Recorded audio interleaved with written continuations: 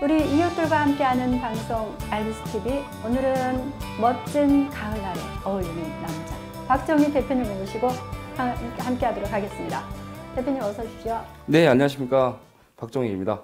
저는 행정사, 공인중개사, 사회조사 분석사로 활동하고 있습니다.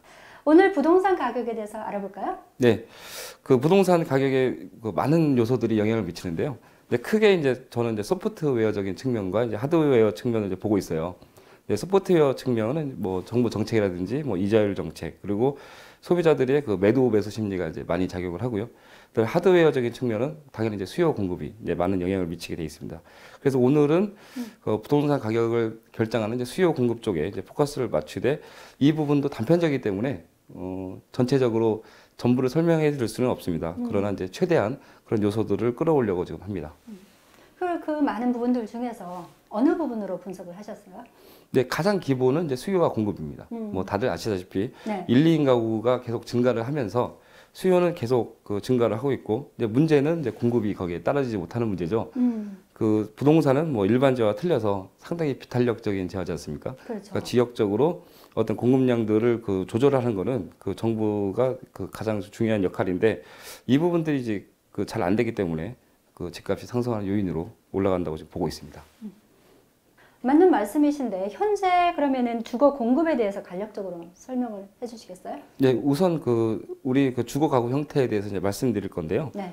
이 PD님은 우리나라 아파트 거주율이 몇 퍼센트 정도 된다고 알고 계십니까? 글쎄요. 아파트 거주율이 상당히 높지 않을까요? 네, 외국에 비해서 네. 상당히 높습니다.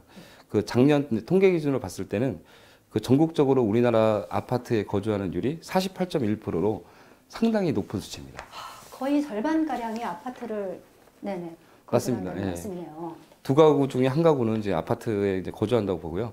10년 전 통계를 보면 전국이 41.7%였습니다. 10년 사이에 아파트 거주율이 거의 10% 가까이 올라간 거죠.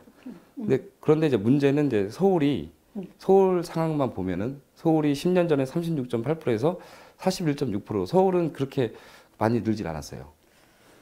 전국의 평균에도 상당히 못 미치는 거죠. 반면에 비슷한 대도시인 부산이나 대구, 광주 쪽에 보면은 상당히 아파트 공급이 늘었어요. 특히 지금 현재 가장 높은 지역은 대구의 아파트 거주율은 62%입니다. 그러니까 서울의 41%에 비하면 거의 20% 이상 높은 거죠. 그래서 서울의 아파트의 공급에 문제가 있기 때문에 서울 아파트 가격이 상승하는 단적인 증거가 될 수가 있겠습니다.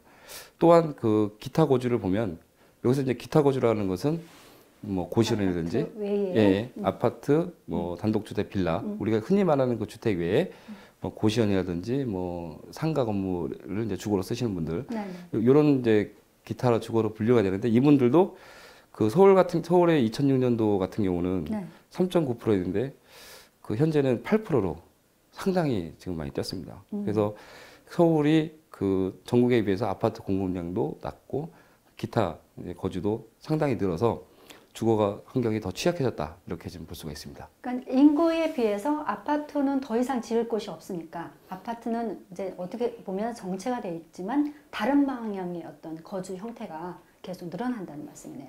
그렇죠. 서울 같은 경우는 아파트를 지으려면 땅이 있어야 되지 않습니까?